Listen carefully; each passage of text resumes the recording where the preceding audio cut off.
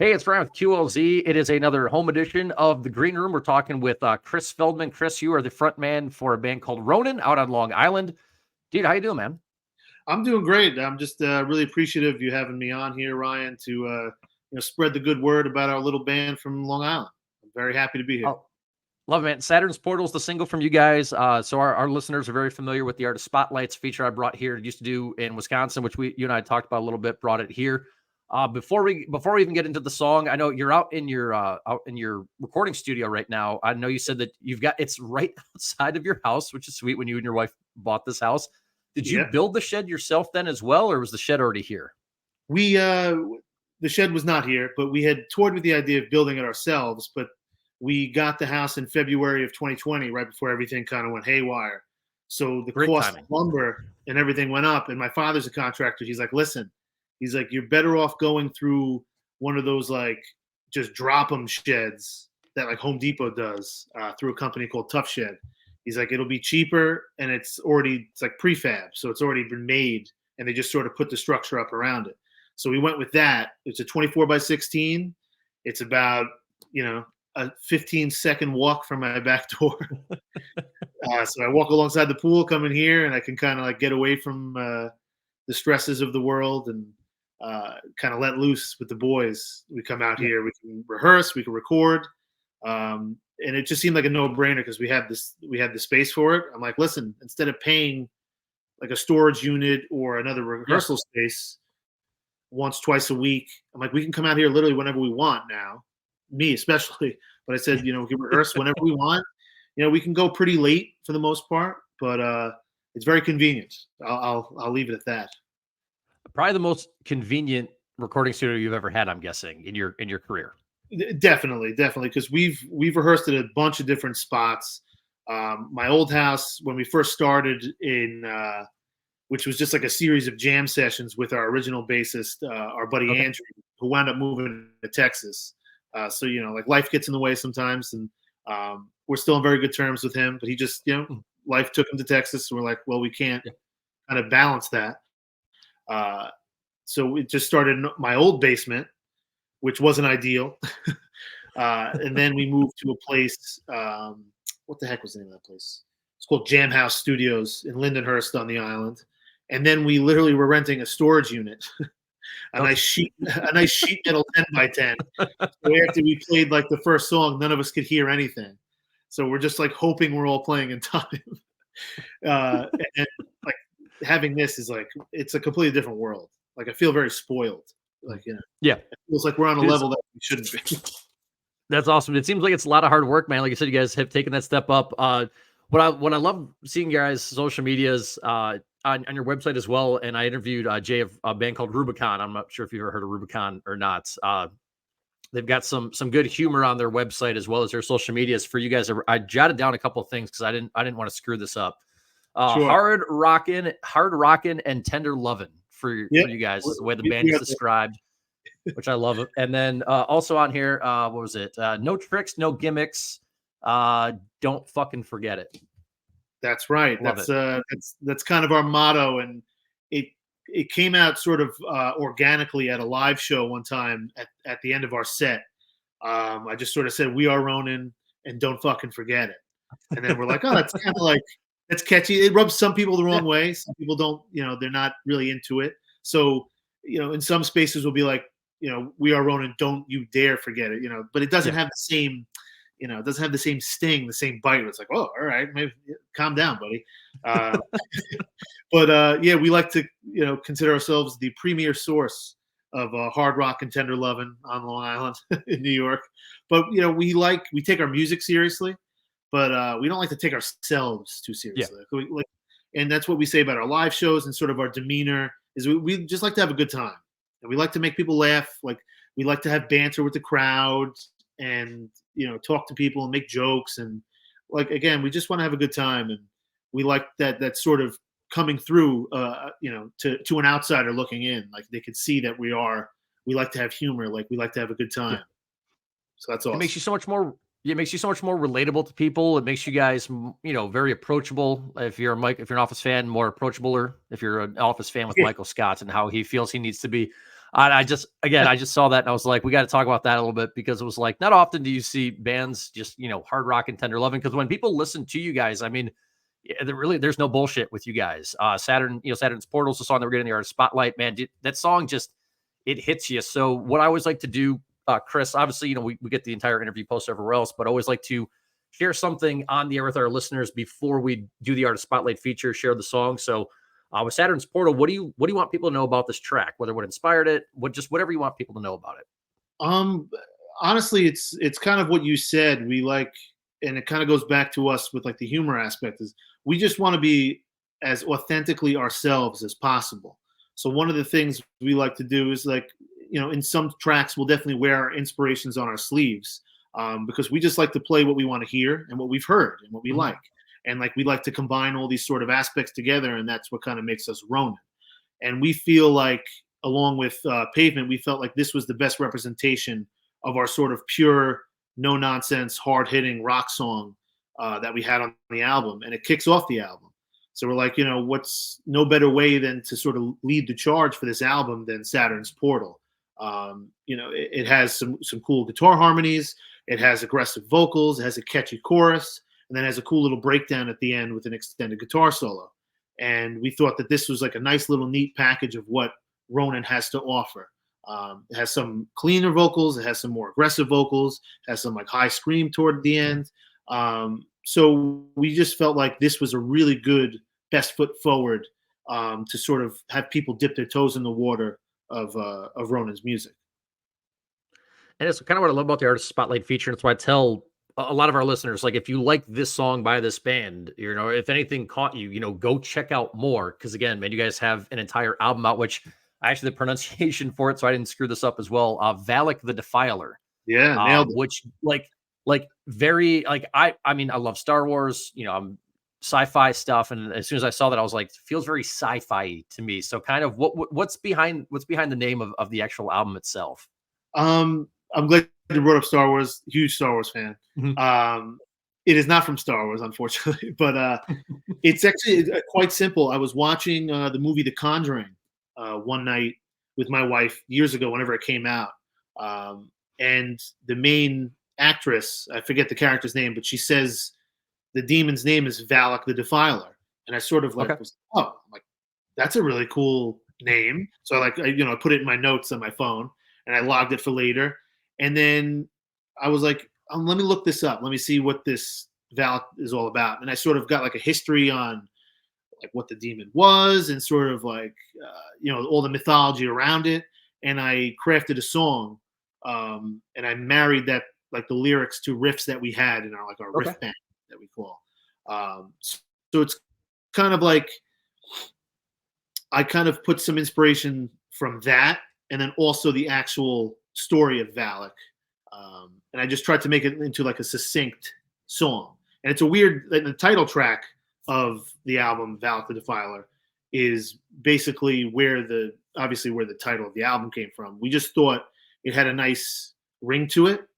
It was provocative. It's not something you really see often. And then, any fans of that series of movies would be like, oh, wow, that's cool. Like, I wasn't expecting to see that. So they can kind of bring them in. But we really liked that song, and it was a cool like crux point, and the title just stood out to us for sure.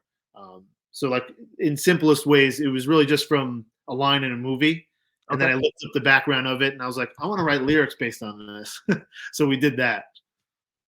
It's nice when a plan comes together like that. That's pretty cool. So like when you have an idea for like an album, like, or whether it's going to be a song or album, whatever it turns into, and you've got it for several years, what's it like to finally be like, man, I had this idea like 3 years ago, sitting on the couch. It's finally out here for people to finally listen to what the hell I wanted to get out. Oh, it's so gratifying and satisfying, especially, when we were in the studio, because things do change in the studio. Especially the place we worked at was Voodoo Studios in Port Jeff on Long Island with the owner of the studio is named Mike Watts, but the engineer and guy who helped us record, his name is Frank Matiratona. And he really helped us sort of be more cohesive with the songwriting. So a song like, I'll just use Valak again as an example. The main riff for that song I had like very early on, like in like 2017. And I just had it just like on my phone, my voice memos. I just like, oh, this is probably a throwaway. But then we sort of mixed that with a couple of other riffs we had and built the song around that. And then, like I said, I heard the Valak name, and then I looked that up. I was like, oh, these lyrics kind of fit the mood of these riffs. And then, that song's a little more challenging. It has some time signature changes, some tempo changes. And so to see what we had in demo form that we recorded in my old basement, like some crappy demo on Pro Tools that we did. I don't know what the hell I'm doing. So like, we're just sort of piecing things together using an electronic drum kit. So listening to that and then compared to what we made in the studio professionally, I was like, wow, like that song came such a long way. And it's so gratifying to finally hear it after basically 6 years. It's from the first conception of the riff and then the ideas for the lyrics slowly but surely sprinkling along. And then finally being able to cut it in the studio and going through the struggles of those tempo changes, those time signature changes, and just making sure we're all locked in. It put us to the test, but the end result we're very satisfied with. So, there's nothing more gratifying, at least as a musician, than seeing your idea sort of. It's like a child. Not to compare children to songs, but there are similarities. And I could say it because I have 2 kids, so it's fine. Exactly. Yeah. I won't get we trouble. I know you're like, dude, my house is wild right now. There's a dog in there, the kids are in there, and everything else. I know you mentioned you're a big Star Wars fan as well. Are you caught up on Ahsoka? Because I know it's the newest one that's out there. And what are your thoughts on it? We went through that. We watched it. Overall, I really enjoyed it. I love the mythology and the lore surrounding everything. With I don't know how deep you are, but like the Mortis gods. Yeah, the Night Sisters are great. I love the Mortis gods, the little tease at the end with the father, the son, and the daughter, the statue. But the biggest takeaway was how bummed I am. And obviously it's sad because Ray Stevenson's dead. Yeah. But we won't see him portraying that character of Balin Skoll going forward. That killed me. It really did, because I find his character so fascinating.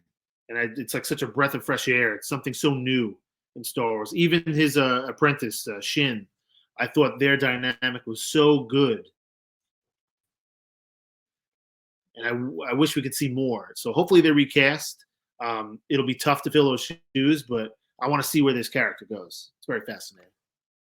Yeah, I do too, because there's so many throwbacks to like obviously Rebels, and that's where I enjoyed it. I know some people are like, well, the ending, the finale was kind of underwhelming, and people are like, I'm like, well, I mean, we've kind of seen with a lot of shows lately, they're setting stuff up for another season. I think a lot of people were confused if there's another season or not. I'm guessing. I was like, well, I enjoyed it. I enjoyed getting to see Chop, the droid. Actually, how would he be as an actual prop instead of just a cartoon character with the droid and everything? And how would I'm like, so it's like there's obviously stuff that's set up. I mean, the character of Ahsoka Tano, if you've gone back from, the Clone Wars, which I started rewatching Clone Wars, the animated stuff a couple of weeks ago, just to kind of get back in the mind frame of everything. I was like, man, I want to go back and watch Clone Wars again. It's been a few years since I've watched them. So I enjoyed the first season. I'm excited to see where they go with this next season. But I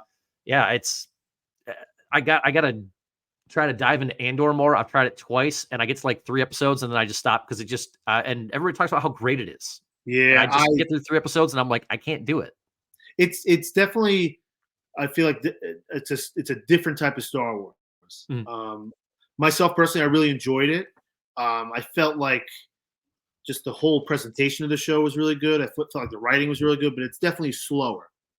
It's a slower pace. It's not as pulpy as like Ahsoka, where it's that swashbuckling adventure, and it's not like Mando, where it's like the Western, where it's like every episode's like a sort of its different contained story.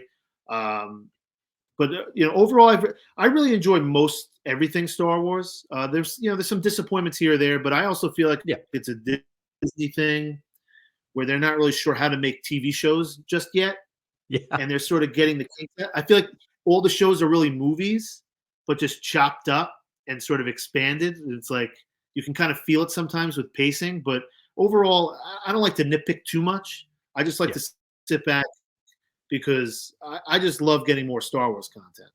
That's really where I come from, and that rubs some people the wrong way too, because they're like, "Oh, you're apologizing." I'm like, "I'm not apologizing." I said, "You feel however you want." I said, Yeah. "But for me, I said, I'm along for the ride, and I'll take the highs and I'll take the lows, and I know there's more coming, so I'm not going to be like, I'm never watching this again. I can't do that. I'm Yeah. in Star Wars for the long haul. I have to be." Yeah. You gotta have an open mind with it. I'll try to push the reindeer one more time because people keep talking about how good it is, and I'm like, all right, I just need to at some point, either when football is done and maybe before March Madness time, just kind of just be like, all right, just sit down and watch like 6 episodes in one day and just power through this and Yeah, just power do it. through. Yeah, Yeah. just get it done. So awesome. Well, Chris, dude, it's great. I don't think I've ever chatted Star Wars with anybody in an interview. I can't remember if I have or not. I've done a lot of these, and I can't remember if we ever have. But before I let you go, man, a question I do ask every single person that I sit down and interview. It used to be a blog post at my last gig. It was asking bands their favorite no skip albums of all time. So those records from start to finish, you're like, I'm putting this on. Not one song's being skipped the entire time I'm listening. Ooh, I mean, me personally, I have a lot. So I'll just choose like a bunch of bands and then one album All right. for me. All right, that So works. That works. yeah, so I'll start off with my number one band, and I'm sure it's obvious to a lot of listeners of our music, but Metallica. Uh, I'm not going to go typical. I'm not going to say Master of Puppets. Most All people will right. be like, "That's the album." But for me, the album that made me first fall in love with them when I was a kid was the Load album, and that's going to be a curveball for a lot of people. But for Yeah. me, it's just, I don't know if it's nostalgia or just me thinking about when I was a kid and I first discovered them and being like, "Yo, what is this? This is insane." So I'll choose the Load album. Okay. Then I'll choose Avenged Sevenfold. Um, I love their self-titled album. I think that one's phenomenal, especially the song "A Little Piece of Heaven," which ends it. They're one of my favorite bands. Also, another band, Alter Bridge. Oh, yeah, Uh, phenomenal. Yeah. Honestly, their first two albums, but I'll lean more toward Blackbird. That album is so good. They really kind of found a groove in their second album. They kind of really solidified their identity as more of a harder band, because I felt like with their first album, maybe people discounted them because Miles Kennedy is such a beautiful voice, and he Yeah. does like a lot of Yeah. oohs and ahs, and people are like, "What is this? Like, this isn't hard." But then they hit you pretty hard on Blackbird. Yeah. I'll choose that one. That one I can't skip that, and then I'll finish it off with Mastodon. I love their Emperor of Sand album, and I wasn't terribly familiar with them before that, but our original bassist Andrew loved them and always tried to get me into them, and I kind of always dismissed them. But and I Okay. know that's sort of an album that's a little controversial with their fan base, where it's like, "Oh, they sound softer," but I said, "But they're good songs, man. They're like, Yeah. and they still have their weird proggy, wild riffs that like shouldn't work, but they do." And that's an album I love listening to forward to back. Sorry for the long answer, but Dude, no, that's perfect, man. oh, That's why I asked this question because, like, a lot of people said Metallica, nobody said Load. Alter Bridge has not been mentioned very much. People have mentioned Avenged Sevenfold, and pretty much 9 times out of 10, it's Nightmare, which is fine. It's a great that's Nightmare's a great record, but another good one. great record. And then nobody's mentioned, I don't think, Mastodon yet. And again, that's an album that a lot of people, like you said, had a problem with, but I mean, it kind of It got them worked. more radio play, and it introduced them to a lot more people. Like, I listened to them a little bit before that, but I was like, at the same time, like, if you don't care for this one as much, people can now go back and listen to other stuff. That's what I think is the great thing. Again, like doing this feature and playing some of the stuff. I talked about it this morning on the air. Was like, hey, you like this song? Go find more out about them. Like, we're playing this one for you. We're playing one song by these guys. Go check Yeah, out more. Like, and I'm not stopping you. I'm not. I don't believe that people listen to us 24/7. It's right. not possible. There's other Yeah, things yeah. you listen to. So go find some other stuff and go support people and check out some more stuff. But again, man, Ronin, Saturn's Portals song we're gonna have on the art spotlight on October 27th, that Friday morning, 8:30 in the morning, 9:30 for you guys out east. Beautiful. Chris, dude, it's been a blast, man, being able to talk Star Wars with you, and obviously a bunch of music, dude. So I appreciate the time, man. Hell yeah, I'd love to do it again. Anytime you want to have me back, we could chat about anything you'd like. Awesome, man, for sure. We'll talk to you soon. All right, have a good one.